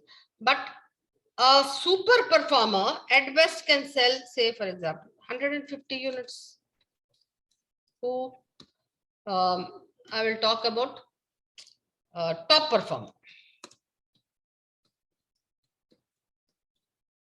Okay. Even if you pay and take the best guy, he can only maximum in a small store, a sales guy can increase sales by from 100 units, an average guy, 150 units. Now look at us insurance business. Okay. Look at a sales insurance agent.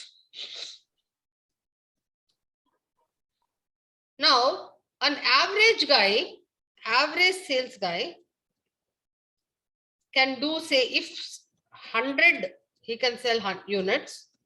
A top guy can actually do by, say, maybe 500. Who? The top performer.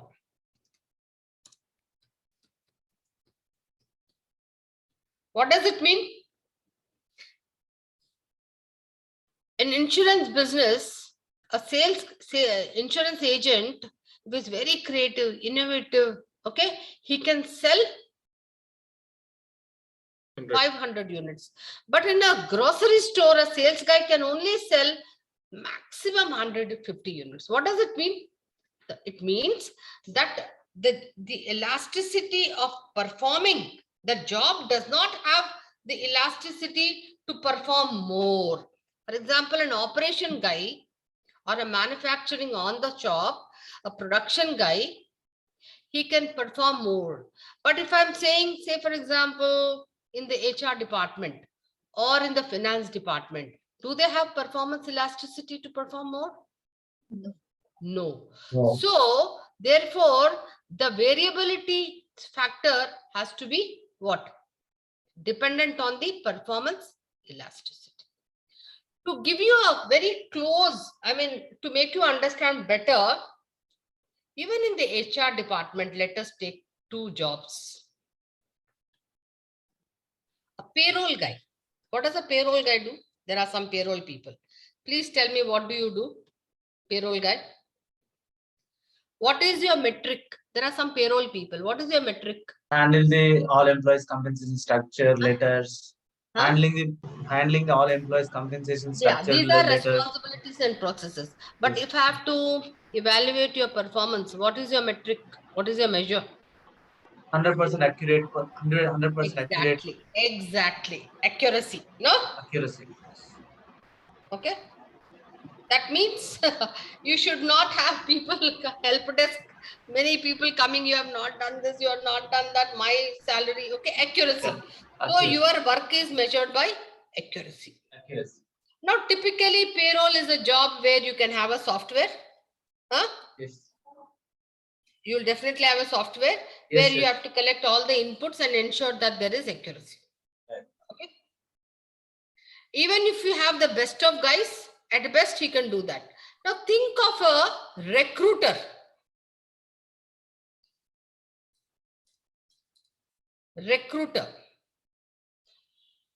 In whose job is there more performance elasticity? Recruiter. Why? Because if he's very creative, innovative, he will look at different kind of a channels. He won't just go by the traditional, okay, I'll go to the placement guys, I'll just do that. They will become very innovative and bring you the best of talent, bring you the best of quality, right?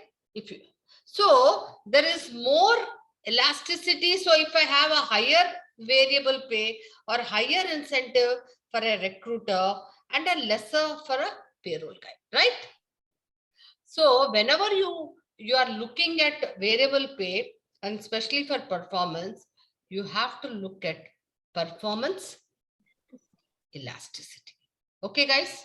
So that is what I was wanting to emphasize on, performance elasticity whenever you design this variable pay.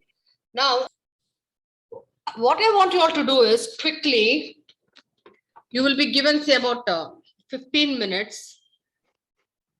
You need to discuss and take two industries, two organizations, and write down what are those key external factors which are impacting your organization. Okay, make a group kind of a presentation. Okay, so who Definitely. is going to talk about it? Kishan, you want to go ahead? Or Deepesh?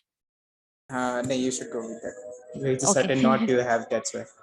Okay, okay, definitely. So, ma'am, for the IT organization, so which affects means we said that salary where it will have the No, conflict. no. Are you talking about the external factors which are Yes, impacting? external factors. Okay. External factors is first one is the salary and benefits. Okay. Okay. So let me hear out. Yeah, market like market salaries also. So where we have to time on time we have to check for the market adjustments with So essentially what I was talking about is, considering the fact that you are a technology company, or or a manufacturing organization, what are some of those external factors which impact overall compensation? I'm not talking just about a benefits, or say for example, obviously government regulations, but if you are in a food industry, there are certain specific government regulations which are impacting. If you are a technology, so likewise. Okay, then if you are in a technology industry, then maybe the technology technical is another key technologies external factor which is going to impact impact. talent supply, right? Yeah. Then your inflation. So likewise, I want you to be specific, taking any industry as a case and Okay. talking about what are some of those key external factors which are impacting that. Correct? Okay. Then Okay. if it is IT organization we have taken, then definitely it is a technology and the manpower also. Manpower also which Supply and impact demand. the supply and demand. That's a main two things which impact. And coming to the variable pay. Variable pay coming to the that is performance bonus and So rewards. what kind of, I will discuss what kind of performance bonuses you all have? Yeah, it's a annual performance. Mhm. When it comes annual performance, and sometimes it is the spot bonus, maybe for some time or weekend allowance where the candidate employee has put his hours for some client working on that. So instead of some giving some coupons to the employee, instead Under of reward and reward, recognition, you have certain yes, things. certain Okay. things. So Then that if is it's one an thing. IT industry, what about project allowance? Yes, Sometimes project you have. elements. Project elements, and it is depend on the project. Where I have taken one example, one employee has we have given second project also to the employee. So where he put on this external hours. So that is for 3 months. So we have issued a letter. We discussed and issued a letter.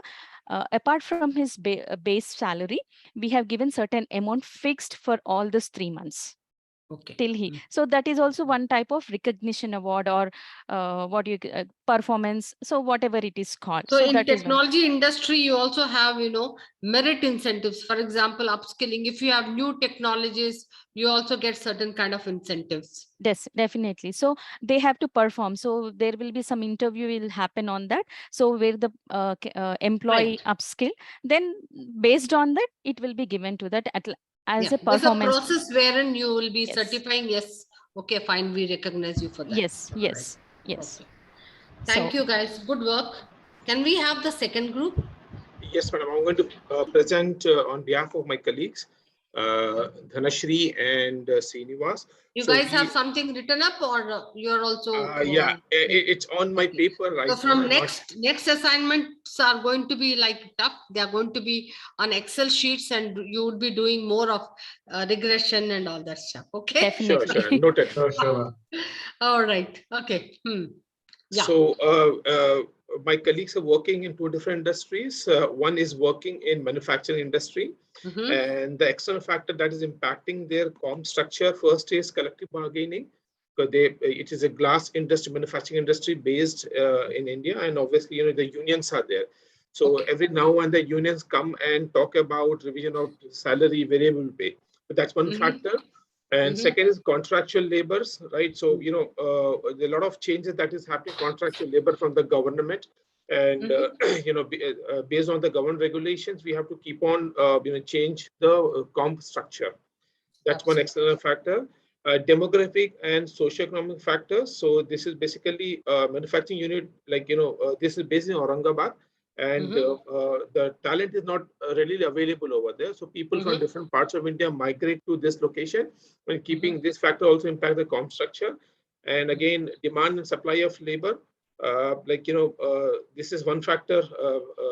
Locally, it is not available, right? So we have to, incentivize people so that they can move from different parts to this particular area.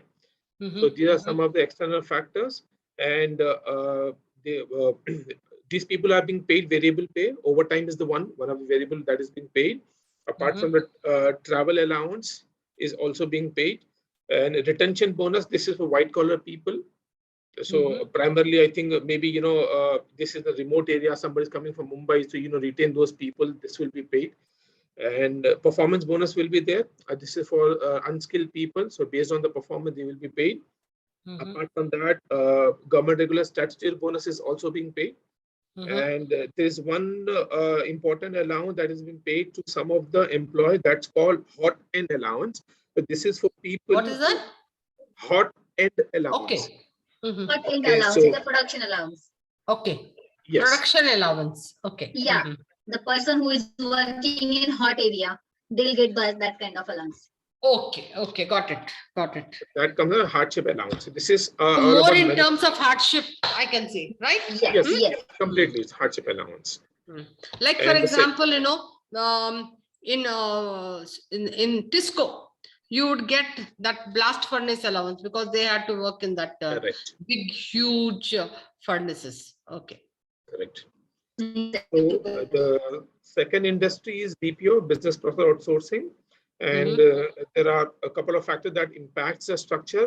One is competitiveness, because Mm-hmm. India is a market where a lot of outsourcing happens, and Mm-hmm. a lot of companies are looking for talent, and then Mm-hmm. competitive increases. So we have to align our pay structure based on the market requirements. Okay. And second is inflation. Again, youngsters have a lifestyle of, going for branded clothes and all. And apart from, they have to also fulfill their, personal commitment. So this Mm. also impacts the pay structure. And Okay. yes, technology also has an impact on the pay structure, Okay. and cost of living. So since, Mm-hmm. this unit is based in Vizag, so definitely, Mm-hmm. compared to other metro cities in India, it will be relatively low. So these are Mm-hmm. the four, Mm-hmm. factors, and Okay. the variable pay include incentives. Okay, this is non-voice process, and they get paid based on their performance incentive to retain them. Mm-hmm. And this also they So work. individual incentives and also group incentives, is it? This is Yes, individual, madam. the only So individual, All individual incentive all schemes. India. Okay. Yes, individuals, yeah. And based on what targets? there's no targets based on Mm-hmm. the performance and all Productivity. Okay. productivity. All right. Mm. And they also get night shift allowance. This is the kind of hardship allowance being paid for working at night. Mm. Mm. And the white collar people, the support function gets yearly bonus. Okay. Okay. Right? Okay. And OT is also there on few occasions based on the business Overtime. requirement. Mm. And during COVID time, they were paid attendance bonus for 100% attendance to ensure that productive does not get impacted. So these are some of the variable pay that are being paid for the BPO industry. Excellent, guys. Good amount of discussions has happened, and I think I'm glad that both the groups have been able to, you get to know each other, and you also start discussing. So this was a very good, learning experience for both the groups. Uh, Thank you, ma'am. so with this, I think we will actually end the session. And this was a little bit of, the what I would say, trying to build the context.